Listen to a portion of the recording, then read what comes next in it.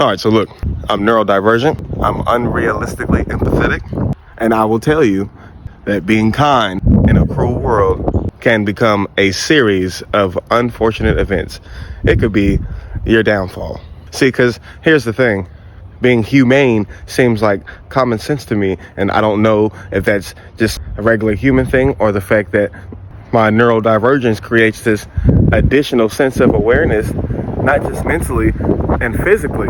I think more and in depth and on different frequencies that others may not realize or recognize or know exist. And I also feel the environment and my being, if that makes any sense. I can feel the energy. I can feel when people come in and go. I can feel when I'm standing there talking to someone and their energy shifts. I can see people's intentions when they walk in the room. You know what I mean? And it's this type of transparency, the fact that I can, I guess, see more of a true nature in people, and I can see the beauty and the mathematics of all things. It's that type of thing that makes me want to be nice, that makes me want to be a good person. You know what I mean? And as a youngster, I would go out into the world with that mentality, trying to be nice and be a good person, and I would just get shit on and taken advantage of. And more often than not, that kindness got taken for weakness. So then I found myself at a crossroads because I can't turn these feelings off. I can't turn being empathetic off. I don't want to turn being empathetic off, because then I feel like I would become the very thing that I'm trying to eradicate. You know what I mean? A soulless system, soulless people, anti-human ideologies. You know what I mean? And that's the only thing that can come from when you lose your ability to be empathetic.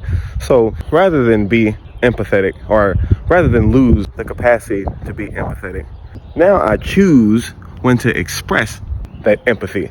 Although I always may feel it, I don't always show it.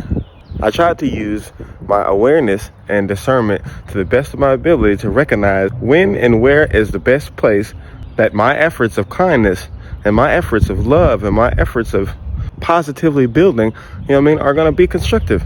And also, I've learned how to create firm, strict boundaries. If you don't create boundaries, if you don't set that line, people will cross it. And the way that I've set that line is that I say, hey, this is me, this is what I'm about, this is my line, and if you cross it, you're going to get what you got coming to you. And every time somebody crosses that line, they get what they got coming to them. And they're like, oh, wow, but I thought you was all peaceful. I thought you was about love. Yes, but sometimes you have to fight to maintain that peace. Sometimes you have to go to war to protect. Sometimes you have to go to war to protect your love. Sometimes you just can't. Sometimes peace has to be protected. So I've learned how to utilize the darker parts of myself to protect the lighter parts of myself, if that makes any sense. You know what I mean? Because I can't lose my humanity. I can't lose my empathy, but I can't let people take advantage of me. I can't let people cross my boundaries. I can't lose my dignity and integrity by compromising myself so much. You know what I mean? So it really is a tricky balance. And the older I get, the easier it gets, because the older you get comes with more wisdom, and it makes that discernment a little easier to know when and where you should utilize that kindness. But really the whole point of saying all this is because life sucks for a lot of people right now. People are going through some really hard times, and it's really easy to lose your humanity. It's really easy to become mean. It's really easy to be fuck everybody. But what if it's just fuck some people, and you still keep that humanity, and you still keep that love and that peace where it needs to be? If your job ain't shit and all the people at the job treat you like shit, well then you treat them people at the job like shit. Don't bring that energy home to your family, to your kids. Have patience, kindness, understanding, love with your family, with your household. If it's the world doing it to you, do that out there. You gotta find some kind of balance.